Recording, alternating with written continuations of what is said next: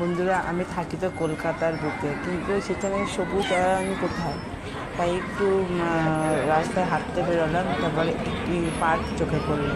তো আমি সেই পার্কটায় ঢুকে পড়লাম, আর এত গাছ, এত ভালো লাগলো আমার, যেখানে সবুজ আর সবুজ, তার সঙ্গে পাখির কোলাহল, অপরূপ দৃশ্য দেখে আমার মনটা ভরে গেল। তাই তোমাদের সঙ্গে একটু শেয়ার করলাম।